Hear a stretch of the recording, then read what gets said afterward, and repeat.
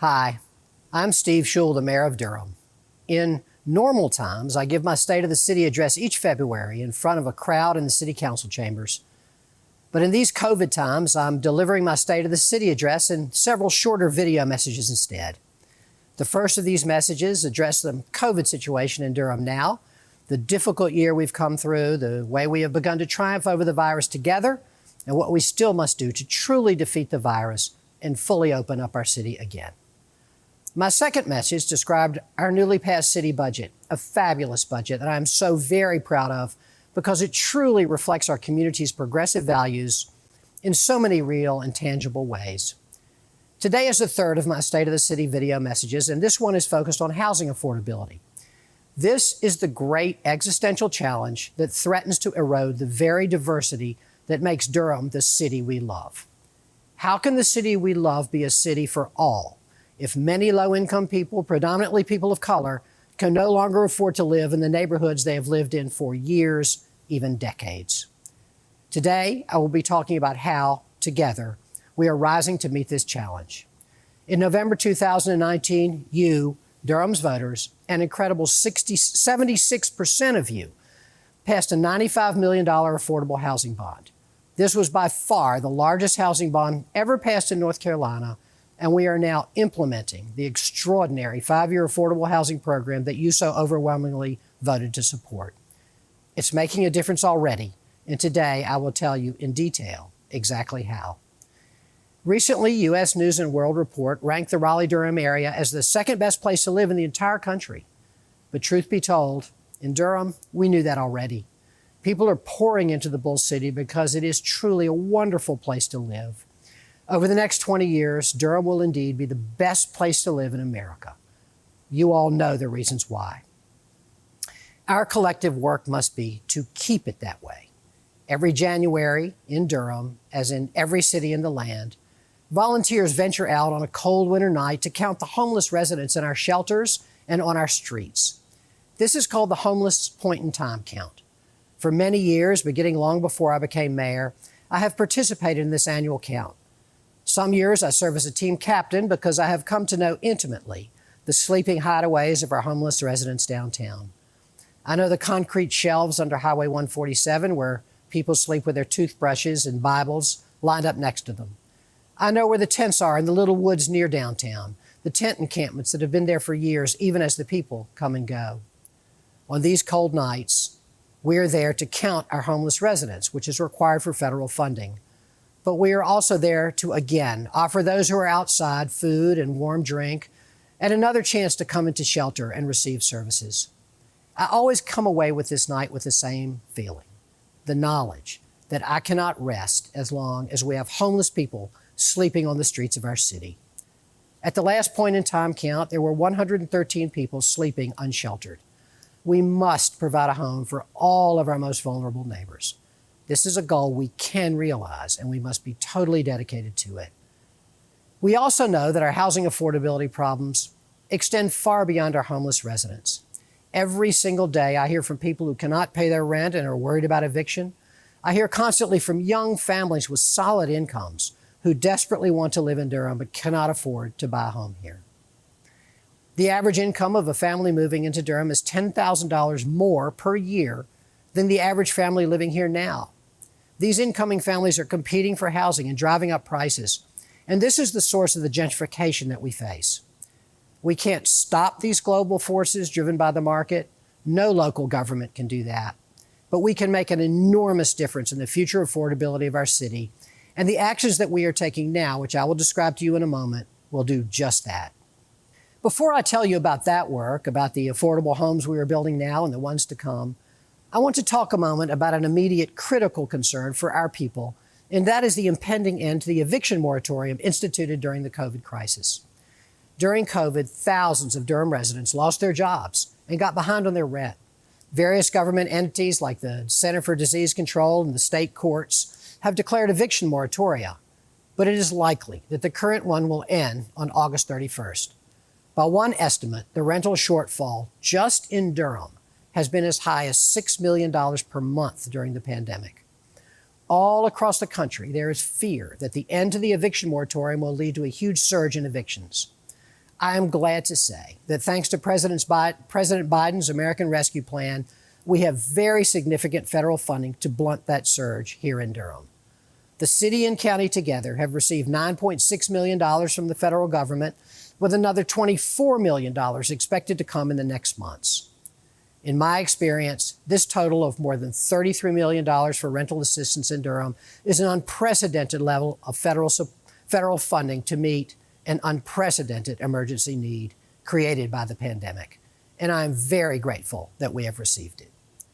800 Durham families received rental assistance in earlier rounds of funding. Now 4,000 more families have already applied for assistance through the current funds administered by our good partners at Durham County's Department of Social Services. Staff is prioritizing the lowest income families first for rental assistance, and funds are already going out the door. I have been deeply concerned that the end to the eviction moratorium would see hundreds of Durham residents out on the streets. Now, I believe the worst has been averted through this federal crisis relief, but we need to continue to carefully monitor these needs. Of course, Durham's affordable housing crisis predated the pandemic and will continue after it has subsided. That is why, in November 2019, Durham voters gave such a whopping victory margin to the $95 million affordable housing bond. Coupled with other local and federal tax dollars, the city now has in place a $160 million 5-year affordable housing plan, and these dollars are being spent now to put people in homes. Our city, like most American cities, has been at a crossroads with two possible futures in front of us. One future is to watch as gentrification overwhelms us and our city slips away, becoming even less affordable and less diverse. The other future, the one that Durham has embraced, is to choose to fight back. That is exactly what we are doing. Through the next 5 years, we will affordably house more than 15,000 low-income Durham residents, the people who need it the most. We will deconcentrate poverty, creating new mixed-income neighborhoods and Durham Housing Authority properties downtown. We will support the creation and preservation of more than 2,400 affordable rental units. We will move at least 1,700 homeless households into permanent housing. We will create at least 400 home ownership opportunities for low-income families. We will stabilize more than 3,000 low-income families renting their homes through eviction diversion, emergency rental assistance, property tax assistance, and repairs. We are acting in Durham on a scale that few, if any, other cities in this country are doing. We will create an inclusive, racially diverse, affordable central city in Durham, the impossible dream for growing American cities. We have chosen the future that is worthy of a city that wants to live up to its claim to be a progressive beacon for the South and the nation. Here is how we're doing it. First, we have created the Affordable Housing Loan Fund. City dollars, your tax dollars, have leveraged low-interest loans from Duke University, the North Carolina Community Development Initiative, and SunTrust, now Truist, to create a $10 million fund administered by the initiative and by self-help. This fund pre-qualifies nonprofit affordable housing developers so they can act quickly in the market to acquire properties that come up for sale before they are snapped up by private developers. And the fund allows the nonprofits to hold on to the properties at a very low rate of interest for 5 years so they can arrange a subsidy to guarantee the property's permanent affordability. So far, more than 40% of the fund has been deployed with loans to Durham Community Land Trustees, Reinvestment Partners, and Durham Tech, with 2 more loans pending that will deploy up to 70% of the fund. Meanwhile, there are so many projects underway with the support of city funding.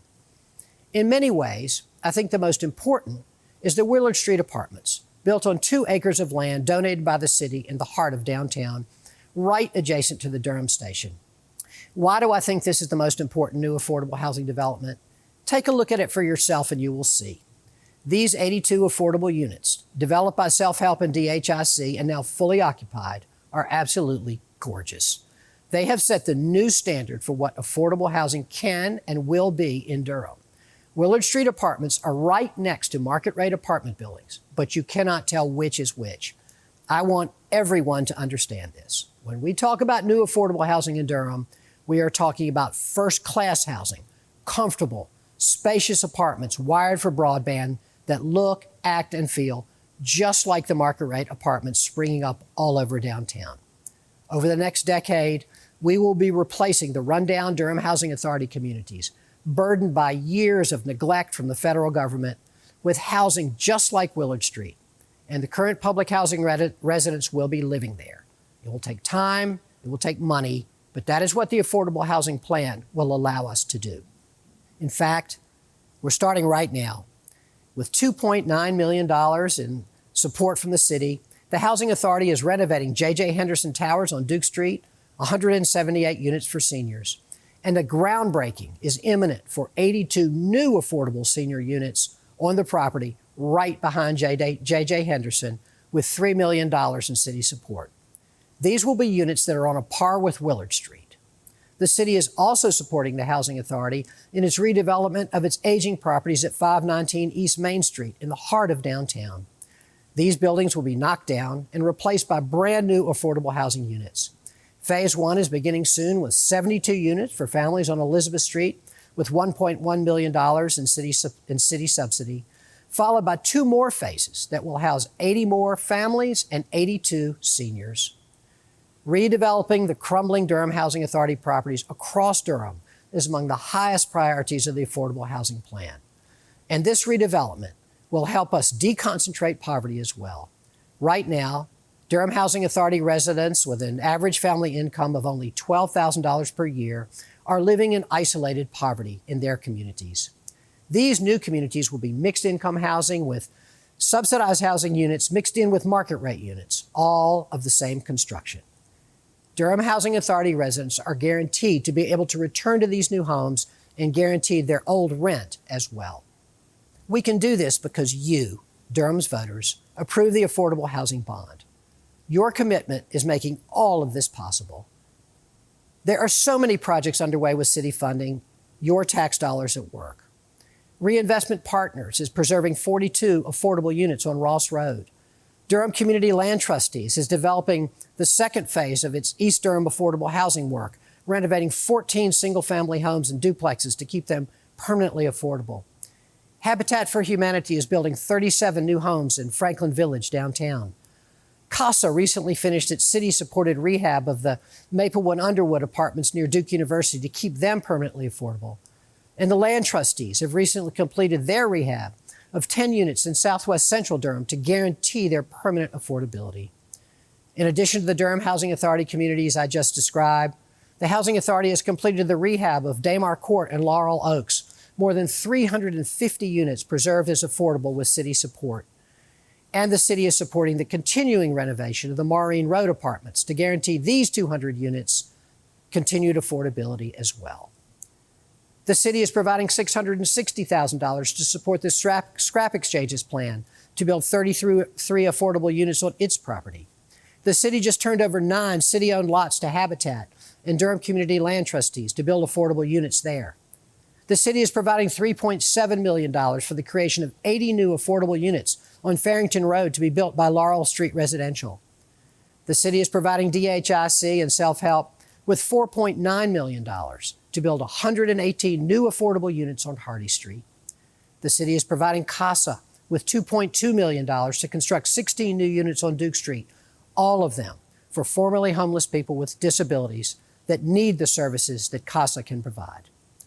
The city is providing $1.6 million to Reinvestment Partners' adaptive reuse of Harriet's Place, the former Harriet Tubman YWCA, which will contain 16 units for formerly homeless people with disabilities.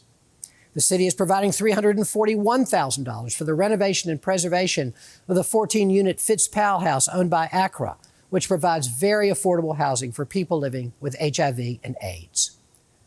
Within a month, we will hear back from the North Carolina Housing Finance Agency about their award of a tax credit to support DHIC and Self-Help to build 52 more units right next door to their Willard Street apartments on land donated by the city. The beat goes on, and it will not stop.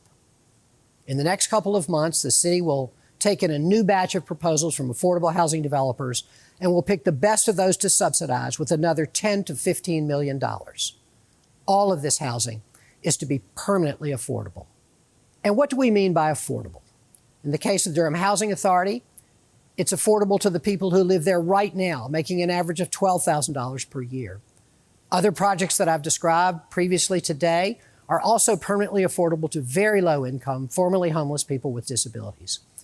And hundreds of units built with low-income housing tax credits and city subsidies will be affordable to people with incomes at no more than 60% of the area median income. They will pay no more than a third of their rent, and these are people making about $54,000 a year for a family of four. We're only now beginning the homeownership portion of the Affordable Housing Plan, with 400 new homeownership opportunities for first-time low-income homebuyers yet to come. We will also be helping hundreds of long-term low-income homeowners stay in their homes by subsidizing the home repairs that force so many low-income seniors to sell the homes they cannot afford to repair. And along with Durham County government, we will, for the first time, have a countywide program of grants to help long-term, low-income homeowners who have been hit with large property tax increases as their neighborhoods have gentrified. This, too, will keep people from being driven out of their neighborhoods. The expenditure of $160 million in public funds over the next 5 years is expected to leverage about $440 million additional dollars in private construction spending. In all, then, this plan will inject about $600 million into the Durham economy and create about 3,000 jobs. Durham Housing Authority residents will be trained for some of these jobs. And we have set a target of at least $130 million to go to minority and women-owned contracting businesses. The Affordable Housing Plan is a jobs plan and a minority economic development plan as well. So what will all this good work cost you, the Durham taxpayer? The yearly cost to the average homeowner will be about $85 in property taxes.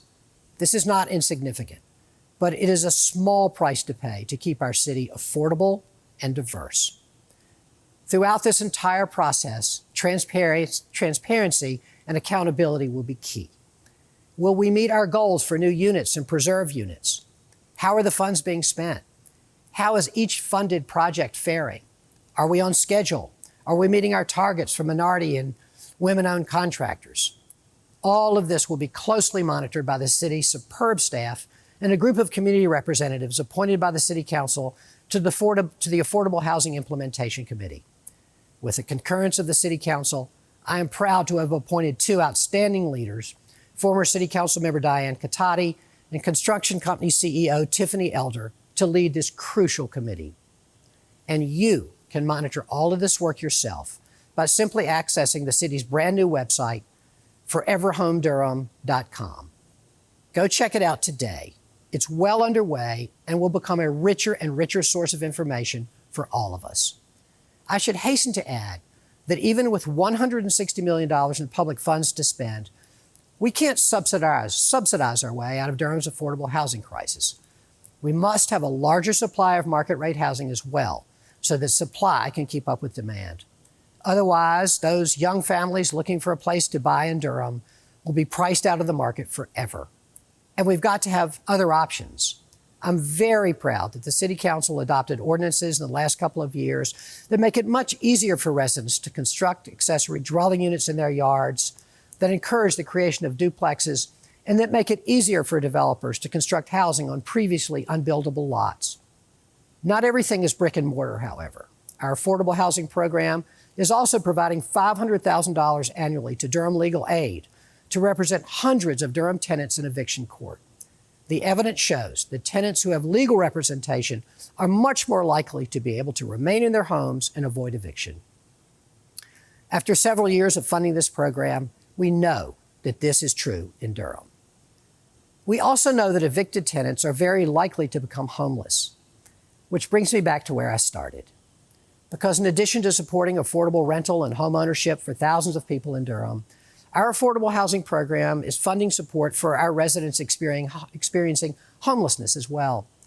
Some of this is for the creation of the new units of permanent supportive housing that I mentioned before, but much of it is to create a true continuum of care to provide services to our homeless residents effectively and to divert people from homelessness when they are on the edge. The pandemic has spurred us on to new urgency in this work And it has also created new partnerships with and intensified existing ones. The city and county governments are cooperating in many new ways, including the funding of an expanded street team to reach out to our unsheltered residents to get them into permanent housing. Entry Point Durham provides coordinated entry into our system of homeless services in a much more effective way than I have seen before. For the first time, the city is funding outreach to landlords to engage them in accepting Section 8 vouchers and housing for housing formerly homeless individuals. We have significantly expanded our nonprofit partners' rapid rehousing capability. In short, for the first time since I have been a close observer of this system, we seem to have a system that is working to serve our residents experiencing homelessness. All of this is such hard work. I want to give a huge shout out to the staff of the city's Community Development Department, including Director Reginald Johnson for his leadership, and Assistant Director Karen Lotto, our housing strategist extraordinaire, to DHA Director Anthony Scott and his great team, and to all of the city's myriad partners in this work, to county government, to Duke University, which has been such an important contributor, to Capital Broadcasting, which helped fund the Willard Street apartments, to Truist, and to all of our affordable housing developers, large and small, Laurel Street and Self-Help and DHIC and CASA and the land trustees and Habitat and reinvestment partners and others. And to all of our homeless service providers in the continuum of care, Urban Ministries, Families Moving Forward, Housing for New Hope, Volunteers of America, the Community Empowerment Fund, CARE, and so many more. Thank you, thank you. And finally to you, the residents of Durham. It is your tax dollars that have made all of this possible. By your commitment to keeping our wonderful city a diverse city where everyone can afford to live, you have made this work possible. All of this work, everything that I have described today, is only possible because of you. Let's keep doing the work to make our city affordable. Let's make the city we love a city for all.